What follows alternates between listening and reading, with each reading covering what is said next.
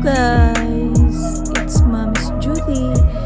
Me in social media versus me in the real life. Perks of being a mommy. Yan. Ilinis muna tayo sa toilet. Sa toilet area muna tayo or CR or comfort room. And then after that, we're gonna clean the bedroom. Look, and after that, we're gonna clean the cell area, and then yan, punas-punas din sa TV, sa bandang TV. And after that, dito tayo sa may kusina na which is very, yan yung pinakamadumi or messy. Yan, arrange.